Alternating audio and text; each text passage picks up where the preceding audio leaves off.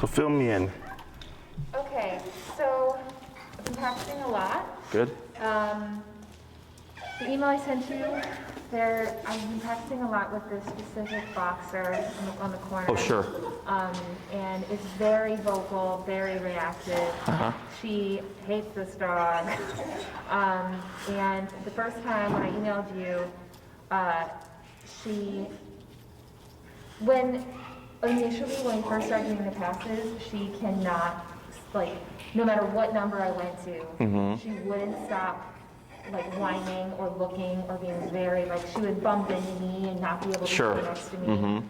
But then as we went, I did maybe like 20, 30 passes by this fence.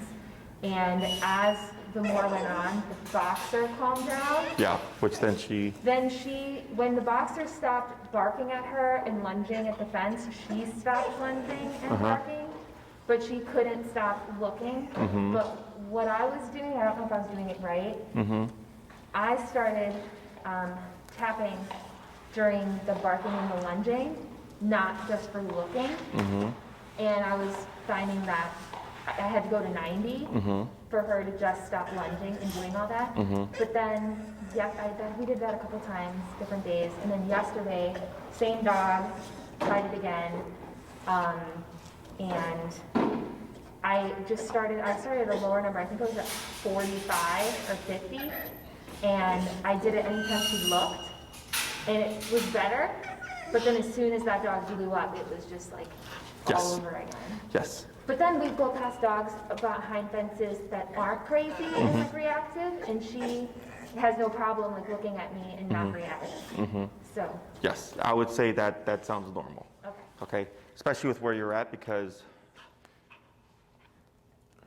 week 1 should have been heel. Right. So we would have been a week further, right? So all that makes sense. All that makes sense. So here, 90 is enough to stop her, but not enough to prevent it. Does that make sense? Right. So then I keep going up. So within the moment you have stopping, and then you have stopping and it resonates where she's like, I don't want to make that decision again, right? Yeah. So then 90 is a good base point, 100, 110, right? I keep going up until eventually 110, you correct her, and you can even do 90 for looking. Okay, so. I was wondering about that. What did you go up to? 45, 50? Well, at different times, like different days.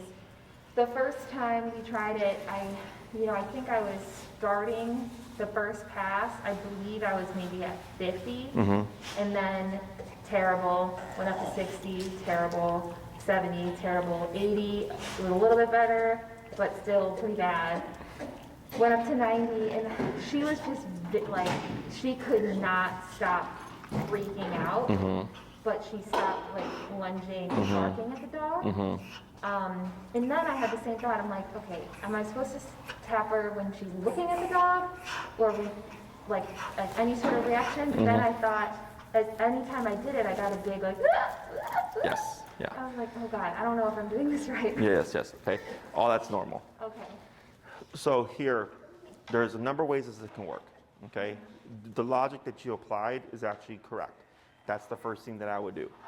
You went from 50 to 90 for the big stuff, and then for the little stuff, you went down to 40, 50. Right. All makes logical sense. What dictates what we do after that is her behavior. So then if we get lunging and barking again, then I go, okay, what I did previously didn't resonate. So now I either go higher for the lunging and barking, or I keep it at 90, and I even correct the looking at 90. So to give you an example, dog logic and human logic are very different. I had a dog who would go in the garbage with a client, and they said, Jesse, we 127 continuous every time he goes in the garbage, and he still goes in the garbage. Oh, yeah, you told us you got him to not look at it, right? Yeah, so we did 127 continuous for even looking at the garbage, and that's how we ultimately stopped the behavior. Because for the dog, he was like, yeah, I'll take 127. Right. Even to be in there for a second, okay? Which to a human, you're like, this sounds stupid. Yeah. But that's dog logic, okay?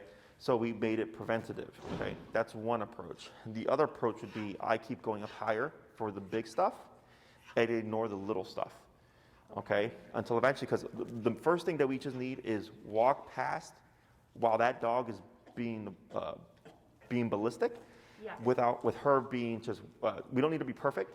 She's going to be a little edgy because she's going, okay, this dog is barking at me and I have to contain myself, or 110 is going to happen. There's going to be a lot of conflict. Yeah. So we do 3 passes, and as long as she doesn't blow up in response to that dog blowing up, I don't care where she's at. Here, okay? And I just leave. Right. Come back the next day.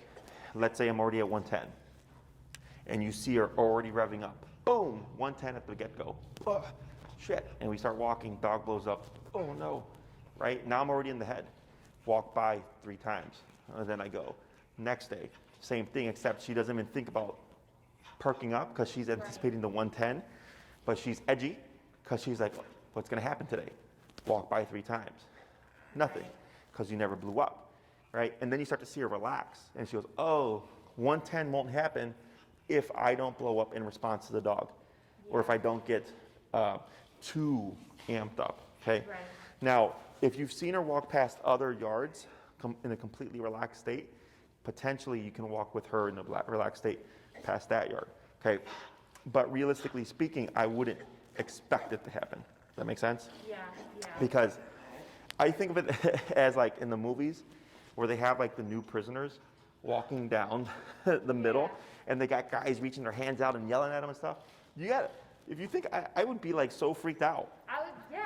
I was talking to my friend about it because I was kind of like conflicted. I'm like, I'm kind of happy because I got her to stop lunging and, you know, barking at this dog who was nuts.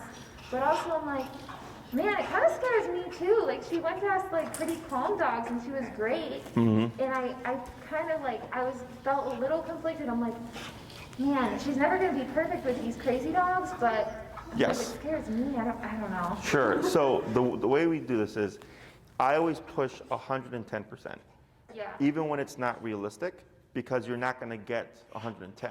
You're going to get 80, 90. Sure. But if you settle for 80, 90, you're going to get 60, 70. Yeah. Does that make sense? Yeah. So I agree. Once we get to the point where we need to be, and you can walk past that dog, she's not going to be like, okay, super angel, but she's just like, okay, I'm not going to cause a problem. We're good. Right. That's it. That's all. And then I don't do the back and forth anymore. We just go. We just walk past it. And you can also use space to an advantage. I don't need her be right here by the fence. Use the sidewalk. Give space.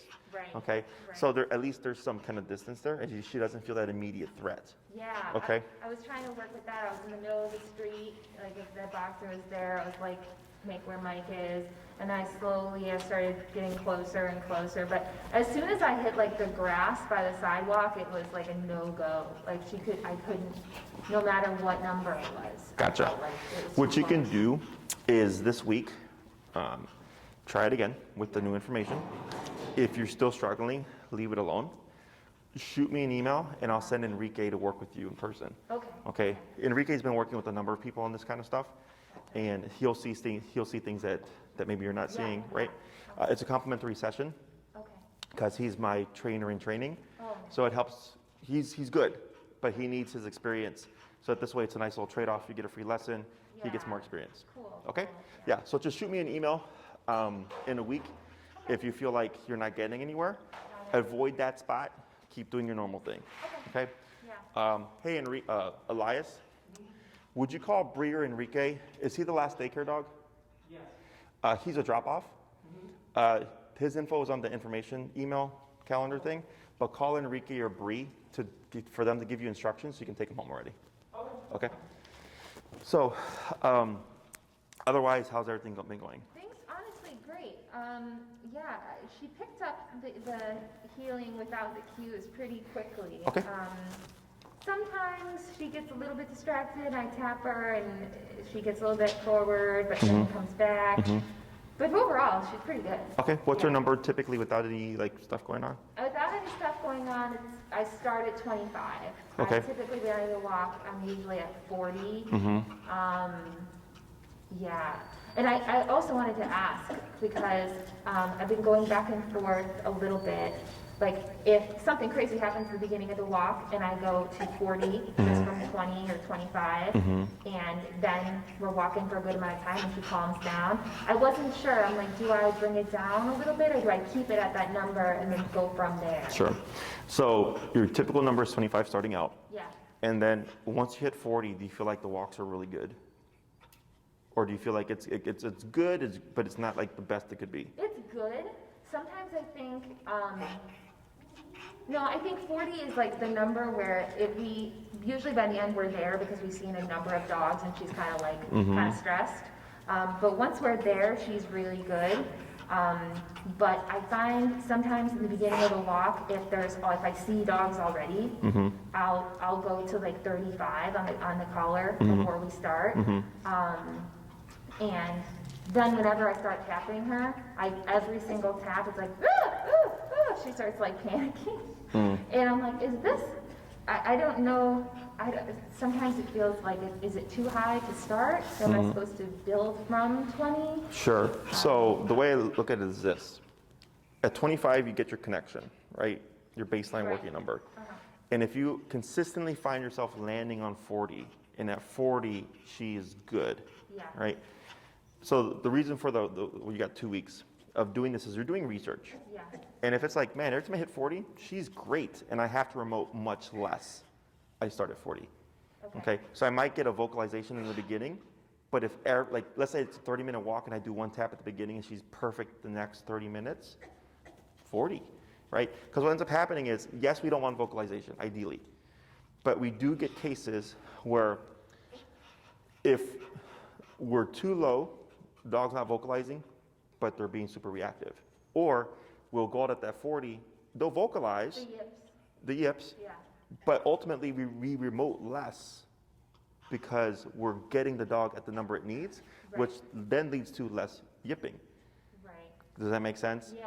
So every case is different, because if you try to play the, the as low as possible game, you're going to be going back and forth.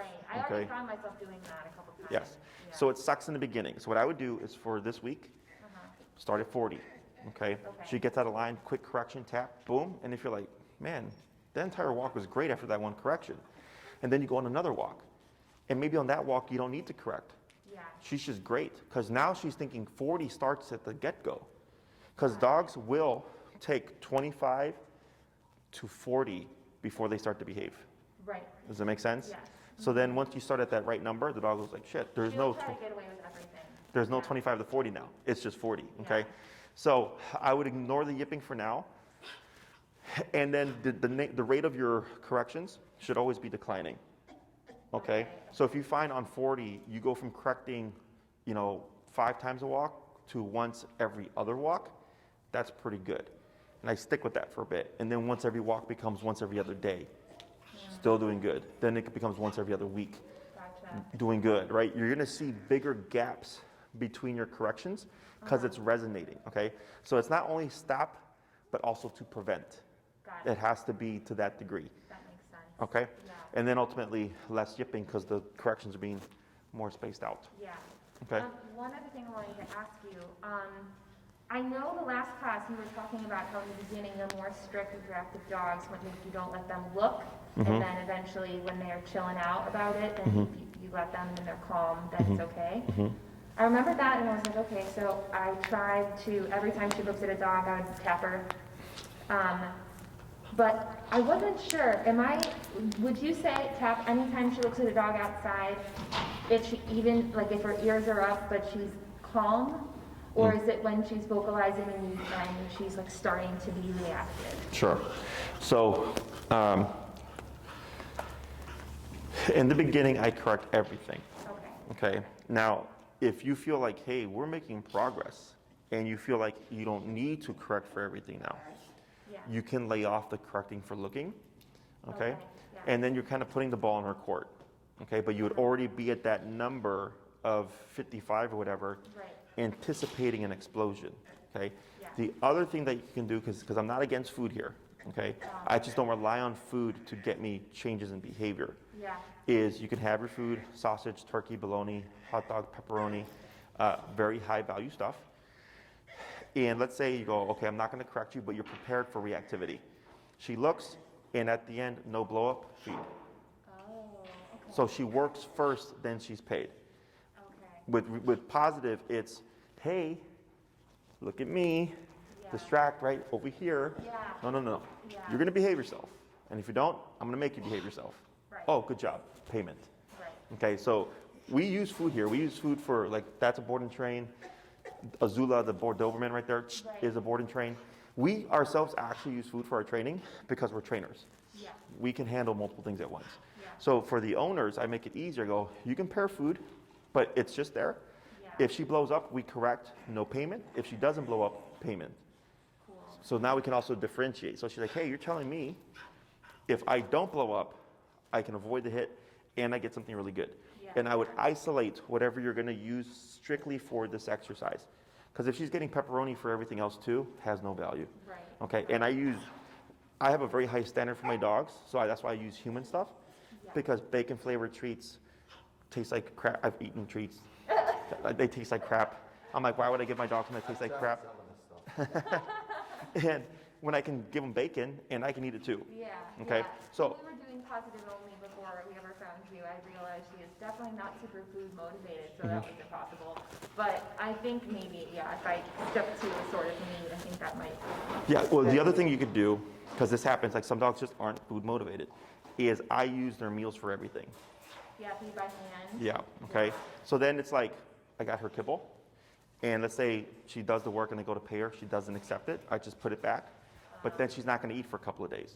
Right. She's gonna take it from my hand Yeah. when she's doing the work under stress.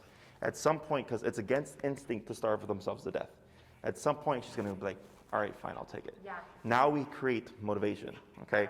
So you can try the food meat stuff first. Yeah. And if you're like, yeah, there's no motivation here, then you go to feed by hand paired with this, okay? But as payment for good behavior, Right. not as an incentive for good behavior. Got it. Okay? Other questions? No, I don't think so. Okay. So what we're gonna do is a quick review. What's your number currently set at? This is 25. 25? That's fine. We're gonna do a quick just kind of back and forth, and then we'll swap handlers, see how she's doing, and then move on to the next thing. Okay. Whenever you're ready.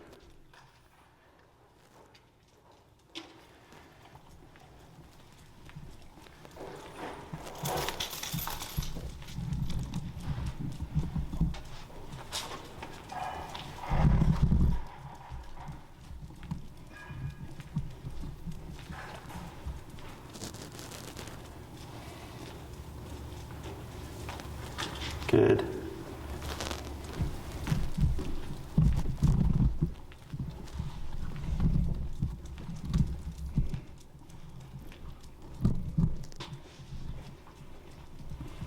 Good. And slow to stop. Good. How's she been walking for you? Pretty good. She does most of the walking because we still live separate. We're living separately. Sure. But I think Laura's working with her more, so she kind of like tries to get away with stuff with me. Okay. To be honest. Let's go and swap She handlers falls real quick. off. Okay. Let's swap But handlers. It is a big difference, you know. Okay. And we'll just do a review, see how she's doing, and see if we can tighten up anything, okay? But I've noticed myself trying to have it like, you know, slack in it more. Good. And then going to relax. Good. And just walk.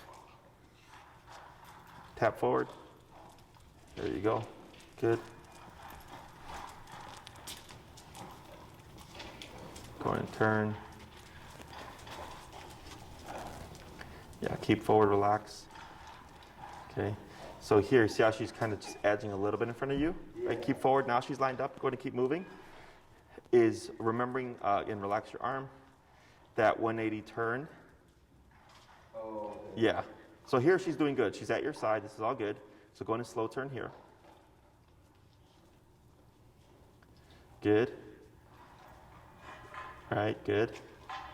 So you can see where she's kind of thinking about, like, you know, because where she keeps looking away and looking at you, looking away, looking at you, is the brain is tempted to get distracted, but she's anticipating the tap's going to happen. Go in a slow turn here. Yep, good. Yep, commit, forward, good. Yeah, I mean, last time I had to tap it quite a bit. She was not. I'll have to do it as much as well. Good. Good, go and get ready for a turn. And slow to stop. Excellent, okay? So here, we're gonna go ahead and add the formal word of heal. So when we cue the word heel, everything that we covered last week and everything we covered today goes into effect, okay?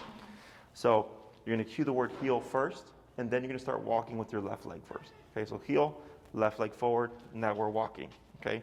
So you're gonna do the same thing that you just did, but you're gonna come to a stop. Gidget should automatically put that butt down, tap, tap. Now here, go ahead and shorten your leash a little bit. Right? Now you're gonna stand where you are, lightly pull back this way, tap. Okay, now pull forward, and then relax, okay? If you wanna be more strict about things, right? So right there you stopped, she got up because she got distracted, we corrected her. A little bit of leash guidance. I don't care how she does it, and I don't need perfection, but I want her back on that side because it's more opportunity to remote, okay? So here, cueing the left word, cueing the word of heel, and then moving forward with your left leg, okay? So dogs have a wider periphery range than we do. So left leg means now we're moving. So in more advanced training, left leg means walk with me, right leg means don't move, okay? And we simply teach this by consistency and conditioning. So if every time I say heel and move forward left leg, she assumes when I see this left leg go forward, I should walk with you, okay? So we're gonna do that a few times, and then we're gonna swap handlers, and then we're gonna start working on the more, we're gonna work on other types of turns, okay? So go ahead and cue the word heel. Go ahead and start. Yep. Heel. Good. And relax. Good. Is that Bela? Yeah. Do you have her remote? Yeah. Good. Go ahead and turn. Come on this way. And then come to a stop. So like here, when she's looking at these dogs, And then relax. Mm-hmm. should we be tapping her? Was she crossing this way when she was looking? No. On this way? When she's coming this way and she was glancing at the dog. That you can technically tap. Okay. Okay? Heel. Heel. Good. You can tap for anything you disagree with. Okay? It's because it's hard. It's like I don't, obviously she has a problem. Uh-huh. I want her to be able to look at dogs and not freak out. And so when she doesn't freak out and she's looking, Go and turn. I feel conflicted, but I understand the whole all or nothing thing. Yeah. And that's just for now. Okay. Okay?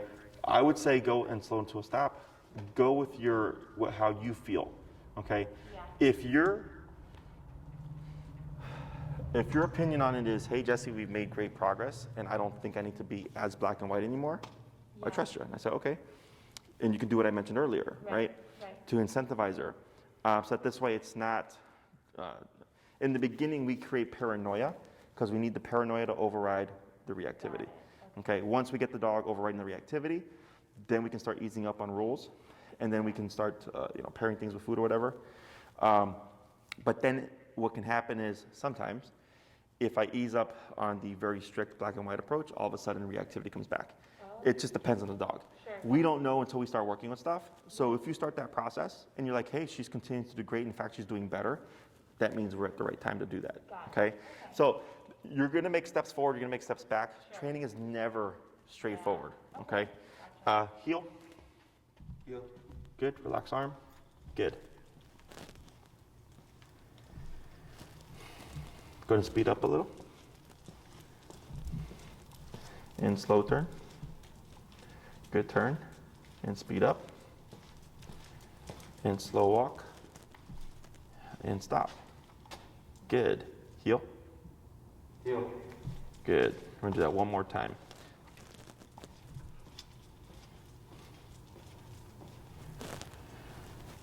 Good. Go ahead and turn. Go ahead and come to a stop. Good. Last one, heel. Heel.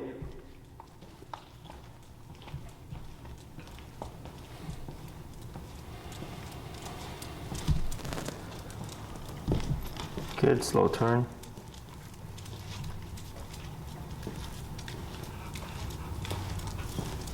Slow to a stop. Excellent, okay. So now we're gonna swap handlers again. We're gonna keep her in that position, so when you swap, if she gets up, you'll tap her into a tap, tap, there you go. Yep, perfect. Good. Tap, good. And then go ahead and relax. Good. And you're gonna do the same thing, heel, left leg. Heel.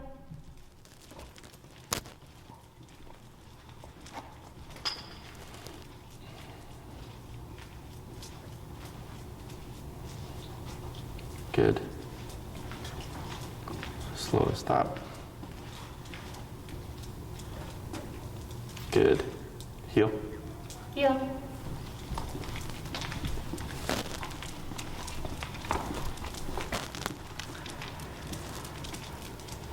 Good turn. Come to a stop.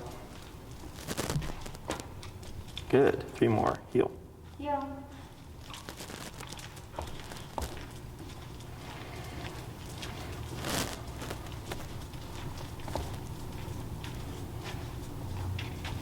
Good turn. And stop.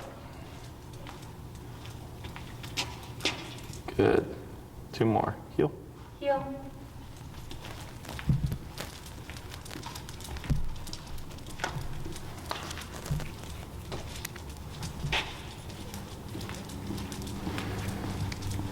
Come to a stop. Good. And last one. Heel.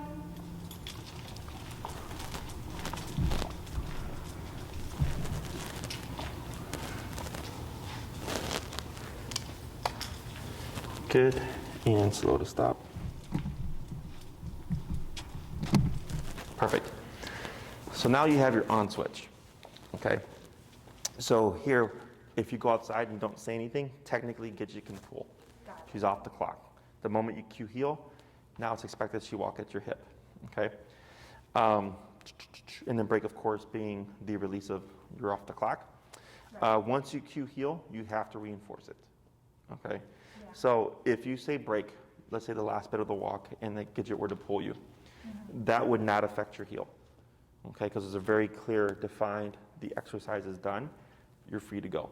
If she's in the heel, and maybe she's being stubborn or something, and you decide, whatever, I'm not going to do this anymore, mid-heel, now she learns if she pushes, she's going to get her way, and heel isn't as strict as we think it is. Right. Okay? So that's the easy part, heel, left leg. Now for the hard part. So there's 2 major types of turns, the crossover turn and the pivot turn. The pivot turn is what you've been doing the past couple of weeks. Anytime Gidget would get ahead of you, you would just go like this, go back the opposite way, right? With no warning. Right. With these turns, these turns are for when Gidget is paying attention, that it would be unfair to like abruptly pivot or just cross over her or stop because it's not time and there's not enough time for her to catch on to what you're doing. She's gonna screw up, Right, okay? right. So before we stop and turn, what do we always wanna do? Slow down. Correct. So here, for the crossover turn, this is the left turn because you're gonna be crossing over Gidget, is you would slow down first, and Gidget to slow down with you. And then you're gonna time it so that your right leg crosses Gidget at a 90-degree cut, right? So 90-degree turn here, left leg, and then cut it again. Now we're going the opposite way, okay? Same thing, right leg, right leg. Now I'm going the opposite way. So if I do this correctly, and you're on a sidewalk, you would stay within the width of a sidewalk. And I actually use the cracks of the sidewalk as a guide for people. So if you hug towards the right, and you know the sidewalk is panels, Yeah. is if you turn right on the crack, Yeah. and then turn again, you'll be in a correct crossover turn, okay? Because it's sharp 90-degree cuts. What people tend to do is a 45-degree turn with the right leg. So what happens here is you're like this, Gidget keeps going because there's not enough of a visual. Next thing you know, your left leg's coming out and you're kicking her out that way. Right. So the reason why we cut with the right leg like this is dogs will naturally stop or pivot with you because they don't want to collide. Okay, so she'll stop, which allows you to come through here, and when you cut in again, it allows you to create to perform this turn very smoothly. So there's no remoting here. This is all body language. Okay, so if I slow down and Gidget keeps going, what's wrong here? She's not in heel. Right. So what do we want to do? Yeah. And Turn. correct. You would go back to this correction. Okay, because what happens is people tend to commit. Dog is here, they pull the dog back, or they'll go like this and stretch around the dog to try to compensate for that, okay? So heel means Gidget, pay attention. Your job is to make sure she is paying attention, and then 2, to communicate. Okay, so right there, if I slow down and she keeps going, we're probably too low. If she's not being mindful of our speed.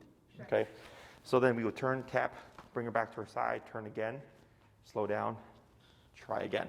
Okay, the pivot turn, which is the abrupt turn that you were doing, except this one isn't going to be abrupt anymore. This one's going to be communicated.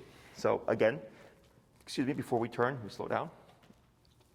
And we're going to extend the left leg, go back on the right leg, forward the left leg. Now we're going this way, okay? So left, right, left, like this, which you are actually naturally doing. I saw on one of the turns, people tend to naturally pivot like that. But the moment I tell them to do it on purpose, they screw up, okay? Because now you're thinking too much about your movements. Yeah. So here, we're leading with the leg opposite to the turn. When we turn left, we lead right. Right. When we turn right, we lead left, okay? So if Gidget is getting ahead of you, you wouldn't do left, right, left. You would simply pivot, turn and tap, okay? Because this is only being done when she's paying attention. So like, let's say you slow down to do a pivot turn and she keeps going, that means she's not paying attention. Speed up, tap, turn, go the opposite way. Okay. What you'll see is when she is paying attention, you're gonna, when you extend, you're gonna see her wrap around you, and by the time you come back here, you're gonna be moving together. Okay? Okay. So I'm gonna coach you through this. We're gonna first start with the crossover turn. So that's gonna be right, left, right. Okay. We're gonna do a batch of those, and then we're gonna do a batch of the pivot turns. Okay? Okay. So go ahead and cue the word heel. Heel. Good, and you're gonna slow down and time it so that your right leg's gonna cross over. Right, left, right, good, and forward. There you go, good. Go and speed up a little. Get ready for a crossover. Right go? Yep, whenever you're ready. Right, left, right, good.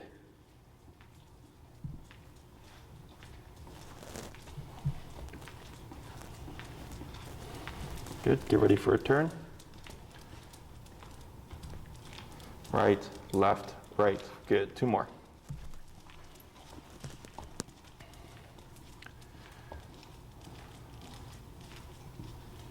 Good, slow down, right, left, right. One more.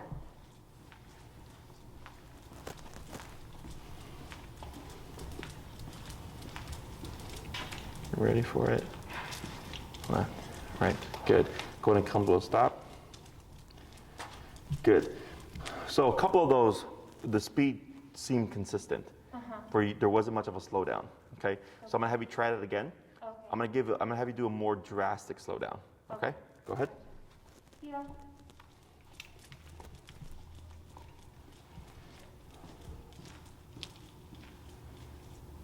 Mm-hmm. Right, good job. Yeah, that's fine. And forward. Good. How she turns with you doesn't matter, as long as she ends up on the side.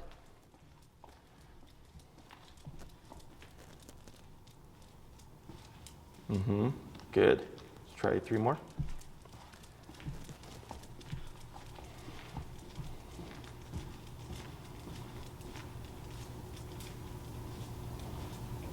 Mm-hmm. Better. 2 more.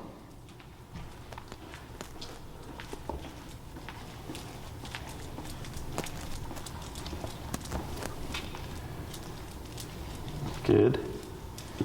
And last one.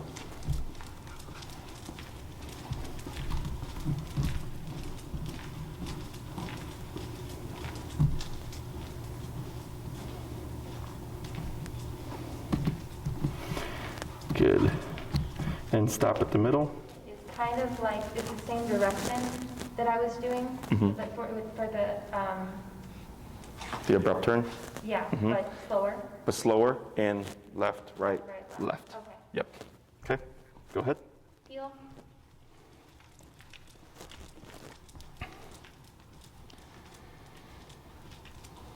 Good. Yeah, and then you would just keep your motion. Oh. Okay.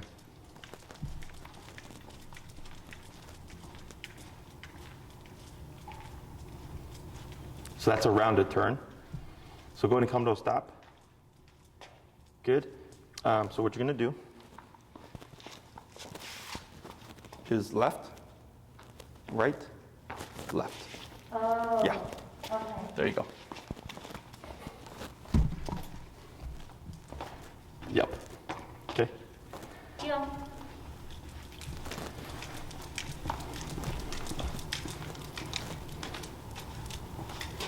Yes. Good.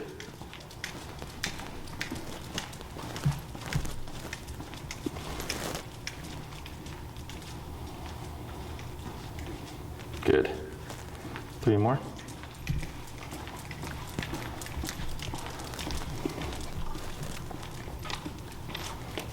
Good. 2 more.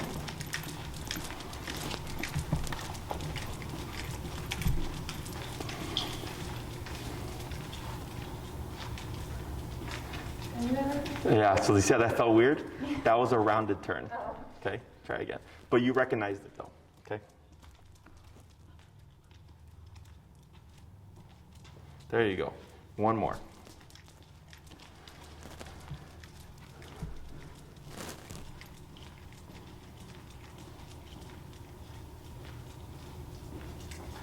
Good. And then come to a stop. Excellent. Now what you're going to do is you're going to go between those turns randomly. Okay, you pick and choose. As long as Gidget's being mindful of you and your communication is clear, it should be super smooth, no need for remote. Okay? Whenever you're ready. Heel.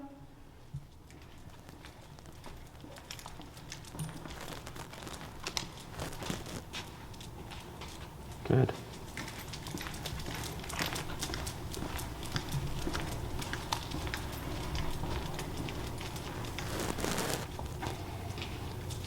Right. Good.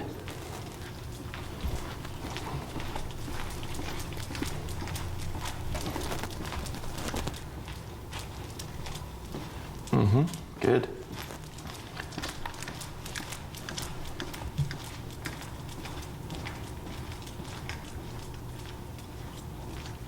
Excellent. Just a couple more.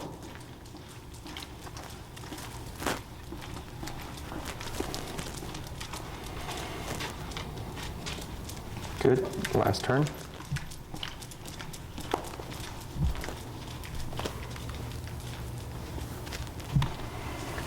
And slow to stop. Excellent. Okay. So right there, that's heel. Okay. Her job, pay attention to you. Your job, make sure she's paying attention and also communicate. Okay. So that's why that number is so important, because that's what ultimately gets her to think like, oh, I should be really mindful because things happen if I don't pay attention. Okay. Right. So now when you cue that word of heel, all these rules go into effect. Two of the most common things for people is they forget to slow down or they're too low in the collar. Okay, so if you're trying to do a turn or something like that and it's not going well, one thing is if I slow down, so you're doing your part and she keeps going and I correct her, that tells me the number I'm at is too low because she was risking or getting distracted, right? So that tells me I'm too low. Or if I go into the turn and it feels forced, we're probably forgetting to slow down. Okay, those are the two most common things that I see with the heel whenever anybody comes back and they have like complaints or something, is one of those two things. Okay, so as long as everything's working together and working well, it should be that simple. Okay, so dogs are masters of reading body language. This is why this progresses so quickly. 1, we're talking her language, we're doing physicality. 2, we're also using her body language to communicate with her. This is what we're doing, because people always like are surprised at how quick this is. They're like, holy crap, like how'd the dog know that? I'm like, because they use body language. Right. Okay. So dancing and dog training are very similar when it comes to the heel command because it's a lot about body language. So in dancing, if we have an inexperienced dancer with an experienced dancer, they'll look good because the experienced dancer knows how to lead well, right? So here, same thing for dog training. When I work with dogs, when I used to work with them in front of the client, I do this stuff naturally. Okay, I don't have to think about it. It just comes to me, the leg movements and everything. So the dogs would always pick it up super quick. And the owner's like, oh, wow, my dog's so smart. I'm like, or I just know what I'm doing, right? So here, last week we worked on Gidget. Pay attention to me, right? Now I'm working on you to make sure you know how to communicate clearly, okay? Because it would be unfair to walk and all of a sudden just go boom, and just cross into her without any kind of communication. Now, let's say I have a dog that crosses over too much, okay? And they're always like this. I get dogs that push against the owner, okay? If that happens, the way we correct that is not through remote, because remote means come close to me. So you're actually gonna make this problem worse. Instead, that's when we do the left turn randomly, because I wanna catch the dog off guard. So if I'm walking and they're pushing into me, I'll go boom with my right leg, left leg, and then cut in again with my right leg, and move back the other way to back them off of me. So there is such a thing as too close. So if you're walking with Gidget and you're feeling like you have to do this, or you're stumbling over her, just time it. And then when you're ready, you have to assert yourself, just boom, boom. And she's gonna go, crap. There is such a thing as too close. And she's gonna wanna give you some space. Okay? Questions? No. When you're saying the rounded turns, is that when it was? Oh, sure. You're doing this, okay? So a pivot turn is this, forward, back, forward, okay? Okay. And what you're doing was you were slowing down and going like this with your leg. I think I was like with the 90 degree, I was trying to do something. Yeah. So if we have a dog that heels on the right, everything's flipped. Okay, Okay, so dogs on the right would be like this. So technically, so the reason why we do these types of U-turns is if you're on the sidewalk and this space is taken up, I have this turn. If there are people behind me, I have this turn. Does that make sense? So kind of U-y. If you're making just a regular left turn, it would just be crossed with the right leg. We keep going this way, okay? If we're doing just a regular right turn, you would still slow down and turn with your left leg like this, okay? And right turns like that are the hardest for dogs, okay? So like when I do long leash stuff, when we're building to off leash heel, one thing that I do is I'll be walking fast and I'll turn right with my right leg. So it's unfair because the dog has no visual. So what happens is when I turn out of vision, the dog keeps going and I'm remoting, and now we're getting further away because they have a long leash on to force separation to teach the dog how to come back to my left leg using pressure, okay? So I do things technically that are unfair to build a heightened awareness of me, and then once I have that, I stop, okay? So right turn, still to slow down, still leading with the left leg, but just going to the right, okay? So we're going to swap handlers here.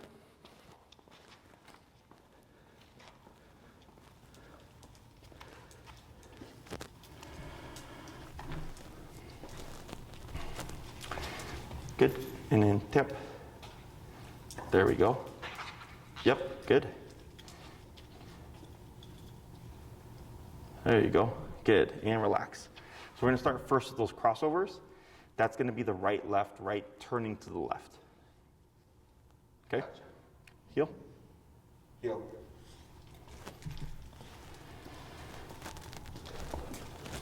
Get ready and slow down. Time it with your right leg. Right, left, right. Perfect. And pick up pace. There you go. And when you slow down, you can slow down as long as you need to. So you can get your timing down. Okay? It's at least 3 steps. More is perfectly fine. Good. Get ready for that turn. Right, left, right. That's fine. Yep, keep forward. There we go. Good.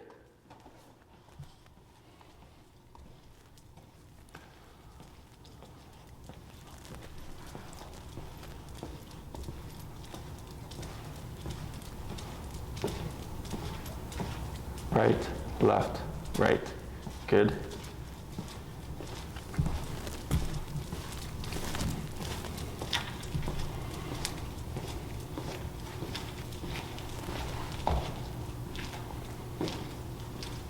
Right, yep, commit left, right, you're good. There you go. Good. One more. She was like, what's the sky thing? Yeah. When you see them like get hesitant like that, you just commit. Okay, because they're going by your lead. So a lot of times people tend to be apprehensive or hesitate. So it allows the dog to hesitate more. Good. And slow to a stop. Excellent. Now you're going to do the pivot turn. That's going to be the left, right, left. Yep. Okay. Heel.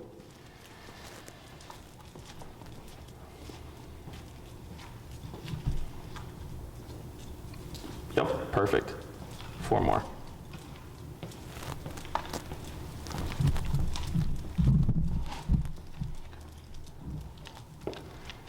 Excellent. It's okay. 3 more.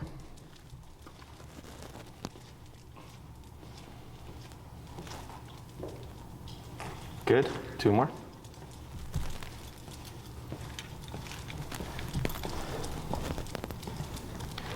Good. And last one.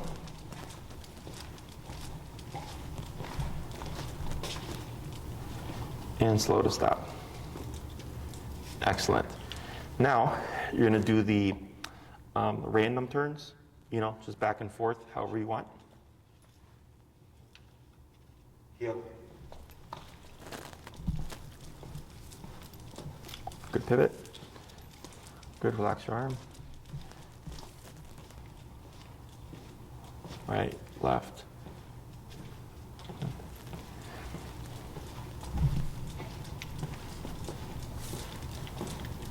Mm-hmm.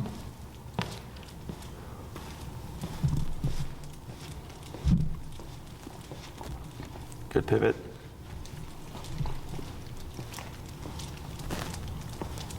Good pivot.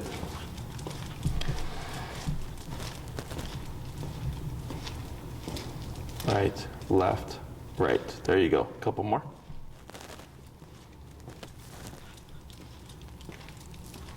Good. And last one.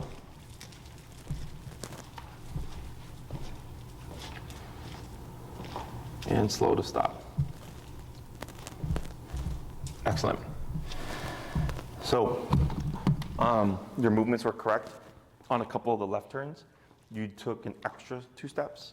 Yeah. So if you're on the sidewalk and you find yourself in someone's yard or driveway, probably took too many steps.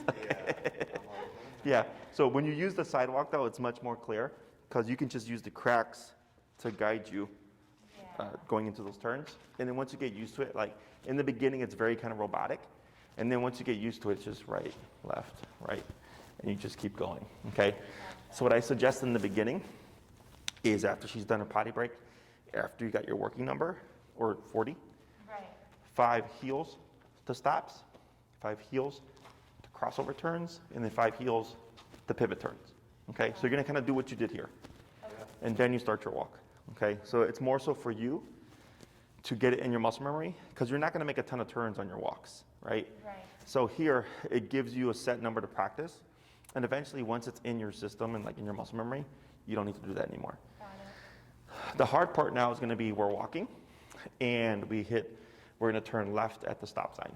So now you have to time your movements, right? So that when you hit the corner, you're leading with that right leg, Okay. or making your right turns or whatever. Sure. Is because now you have to think about it and time the space and the steps and stuff, but once you get used to it, it's not a problem, okay? Questions about any of this? Yeah, I have a couple. So with this, like obviously it's for us to kind of, or correct me if I'm wrong, just understand how to use our bodies to communicate with her so we don't have to tap her and she knows where to go. And would you say like these turns that you're teaching us, are these for just like turning anywhere, or like realistically, is it good to use these just to get away from situations and keep her engaged? Oh, I see what you're saying. So they're not so much like what I would call engagement exercises. It's simply just so you have a smooth walk, Okay, gotcha. right? Because Like keep her in heel, right? It's like part of healing is to stay with you, I think. That's my interpretation. yes, so heel means walk with me, stay with me, sit when I stop, right? That's her rule set. But then you have to communicate stuff. So like a lot of people, when we cover the crossover turn, they'll be like, oh, yeah, I kept stumbling over my dog. Yeah. That's why, because most people tend to turn left with their left leg, right? So what happens is they're punting out the dog or they're tripping over the dog because the dog's too close. Yeah. So now we have a very uniform way of turning that not only makes it easy for her to read and interpret, but also just makes the walk very smooth. Okay. And I don't know if you noticed, she started looking at you more, Yeah. right? Because now you're communicating. She's like, oh, now you're saying something to me. Okay, so now she's gonna start looking to you for more direction. So dogs look to us for more direction, one with like if we're doing food stuff, but then also if we're doing pressure stuff, right? Because they're wanting to avoid the consequence. You know, is what I'm doing okay right now? Sure, as long as you're not lunging and barking, but also with these turns, okay? So now you're leading the walk, and now she has a better reference point to go by, as opposed to just slowing down and kind of just winging it, okay? So the only time I use these turns for a correction would be one, if she's passing you, you just abrupt turn tap, right? Yeah. Or two, if she's crossing over you, like I mentioned earlier, where she's just getting in your way, then you turn with that right leg, boom, don't be afraid of hurting her. Left leg, right leg, boom, because you want power. You want her to go, oh crap, Right. okay? And that's what's gonna push her off of the leg, Got it. okay? I've also used it for other things, like my trainer Enrique, he was working with his German Shepherd here, and I think he was doing finish command. And finishes come to the heel position. And she was getting frustrated, and she was jumping on him, right? And he was remoting her to correct her for the jumping. But a dog cannot differentiate, because the topic at the moment is tap means come here, okay? So if the dog jumps on me and they tap, it's one tap for two different things, so they don't differentiate well. So then he kept struggling, she kept jumping, and I said, the next time she jumps on you, pop her with your right knee, right? So he did it, she jumped up, she sat down, and she stopped doing it. Yeah, because they probably think, I mean, I assume, like, I'm right next to you, can't I jump on you? Like, why How is that? close? Yeah. Yeah, how close do you need to be? So once he corrected with his knee, she completely stopped. I had another client, it was a husband and wife. We were working at Oz Park, and when the husband left to get something from the car, the dog lost its shit because of attachment issues. And she kept remoting the dog and going up, and the dog just kept getting louder and louder. So I said, you know what, stop remoting. When you walk, when your dog forges, I was like, just pop him with your right leg and turn into him. And as soon as we started doing that, he calmed down and disengaged from the husband, you know. So there's different styles of corrections. You have your prong collar, you have a remote collar, we have body corrections. And it's nice to have like this toolbox, but typically if the remote's not working, it's because the dog doesn't know how to differentiate. Okay, so then we use a separate correction for one behavior.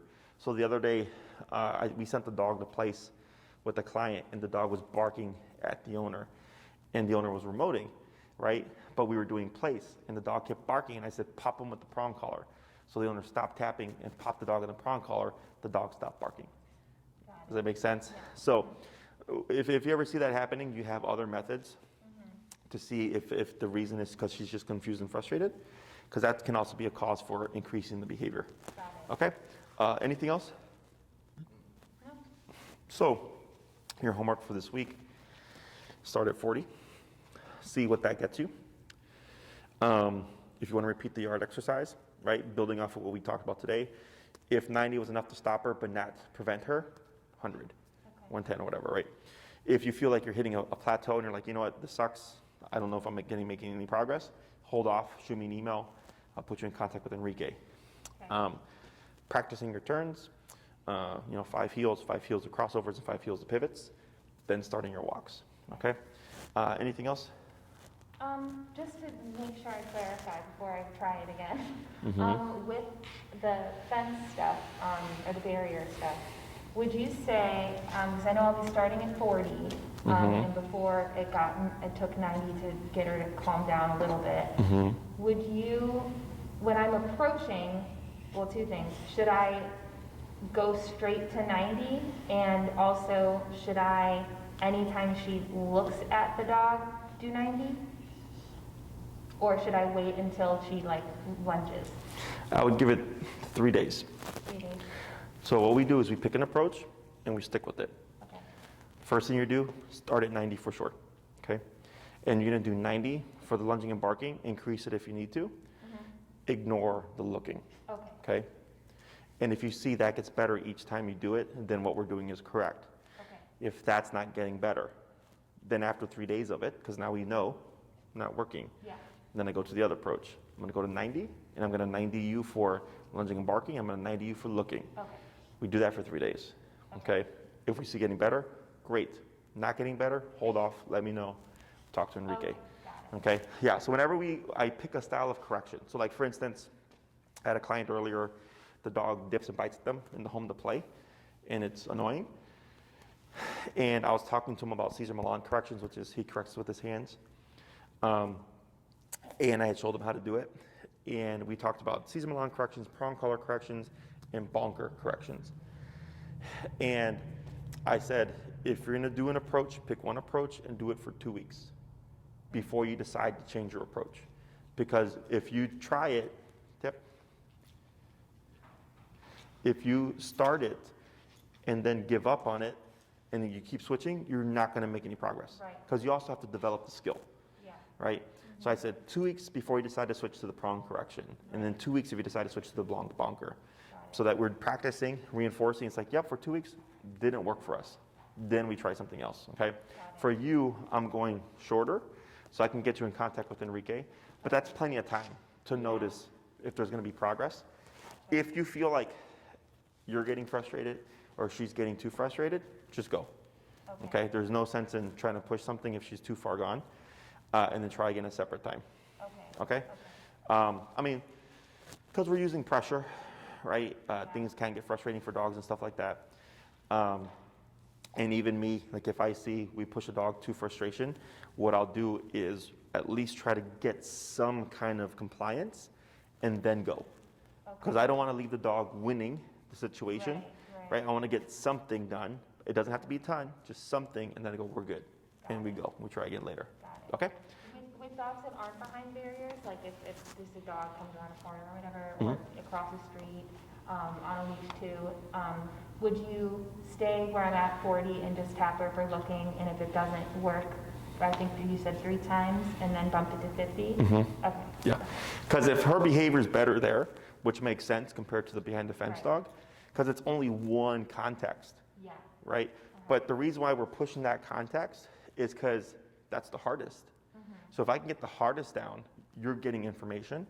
So if you ever find yourself in a situation where it's like, oh shit, the usual 40 to 50 is not working, you have background info from that hard situation. Oh, I got to go to 100. I've been here before, right? You're going to have that skill set so you can overcome it, move past it, and keep going forward. Got it. Okay? Thank you. Yeah. Good job. Thanks. Should I break her? Yeah, you can release her.